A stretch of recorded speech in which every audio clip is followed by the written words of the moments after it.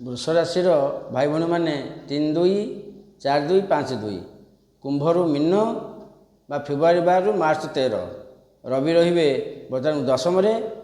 ତାଙ୍କର ସପ୍ତମ ଦୃଷ୍ଟିରେ ସେ ନିଜ ଘର ଚତୁର୍ଥ ସ୍ଥାନ ସିଂହ ରାଶିକୁ ଦୃଷ୍ଟି କରୁଛନ୍ତି। ଏଥିରେ ଲାଭବାନ କ'ଣ ହେବେ ନା ନୂଆ ଘର କରନ୍ତୁ, ନୂଆ ଯାନ ପ୍ରୟୋଗ କରନ୍ତୁ, ଯାନ ଖରାପ ଦେଲେ ସଜାଡ଼ନ୍ତୁ, ଯଦି ଗାଡ଼ି ଚୋରି ହେଇଛି ପାଇବାକୁ ଚେଷ୍ଟା କରନ୍ତୁ ପାଇବେ, ଯଦି ଜମି କିଣିବାକୁ ଲକ୍ଷ୍ୟ ଅଛି ଜମି କିଣନ୍ତୁ, ଘର କରନ୍ତୁ, ପ୍ରତ୍ୟେକ କାର୍ଯ୍ୟରେ ହେବ। ଜମିବାଡ଼ି ଯଦି କେଉଁଠି ମାପଚୁପ ବାଳତାଳ ଅଛି ସେଥିରେ ମୁଣ୍ଡ ପୁରାନ୍ତୁ, ସେଥିରେ ବି ପାସ୍ ହେବେ।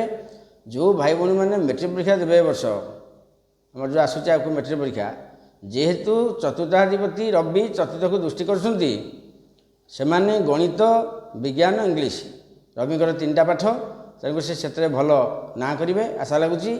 ଏବଂ ଆମେ ଯଦି ପାଠ ବ୍ୟାକରଣ ପାସ୍ ହେଇଯିବା ସେ କଥା ନୁହଁ, ପାଠ ପଢ଼ିବ କିନ୍ତୁ ପଢ଼ା ପିଲା ବି ପରୀକ୍ଷା ହେଲେ ତାର ମନେ ପଡ଼ିବନି।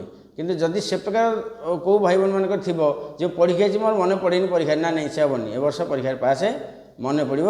ବିଶେଷ କରି ବ୍ୟାଚଲର ପିଲାଙ୍କ ପାଇଁ ଭଲ ବି ରହିଛି। ବୃଷ ରାଶିର କିଛି ରବି ଖରାପ ଫଳ ଦେଉନାହାନ୍ତି, ପ୍ରତିକାର ଅନାବଶ୍ୟକୀୟ। ଫେର ଦେଖିବା ଅଲଗା ରାଶି।